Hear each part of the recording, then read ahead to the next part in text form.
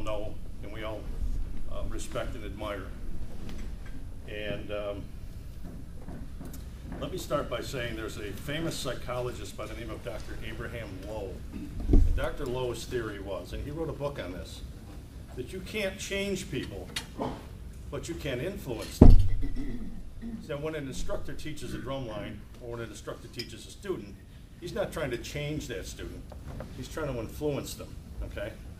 Now I'll show you how powerful the word influence is, okay? How many people, and I'm going to do this in 3 different ways, have been in the same drum line at one time or another with John Flowers? Stand up. I'm serious, stand up. How many people have been in the same drum line that John Flowers instructed? There's probably a few more, right? How many people have been judged on the judge field, on the competition field, by John Flowers?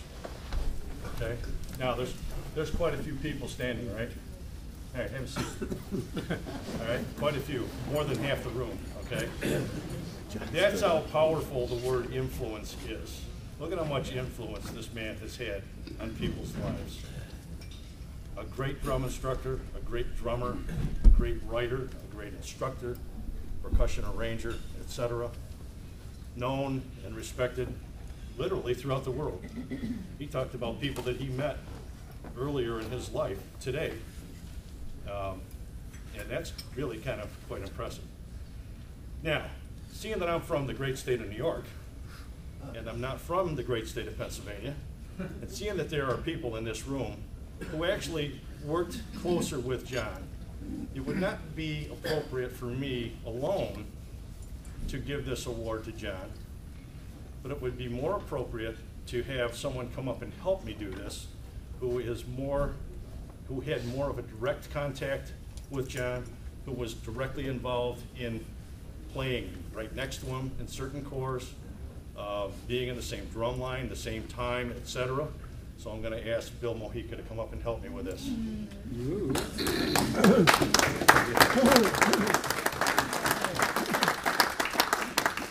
Of course, as you know, it's no secret not by now we're talking about John Flowers. So, if you would, sir, go ahead and... I guess, first of all, I have to let this secret out. John, I want to have your baby.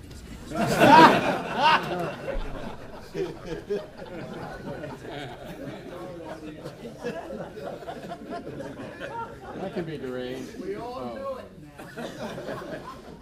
Look, if you have a bad left hand, you got to do something else. You know, I just want to say one thing.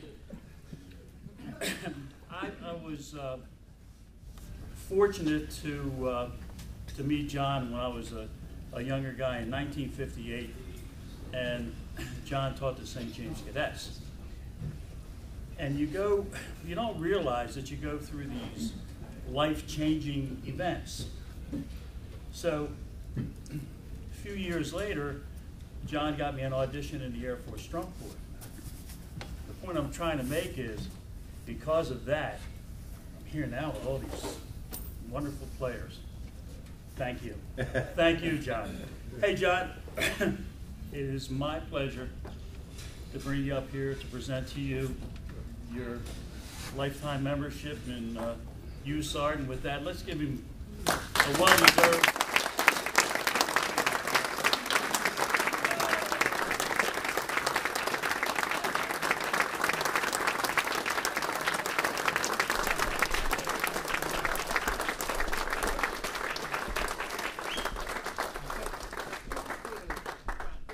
No speeches, but U.S.A.R.D. is great.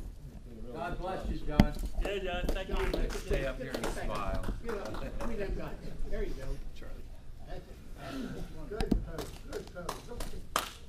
I'm over here. Oh, wait for the boss. Over here, John. Good. All right. Good shit. Good stuff. Thank you.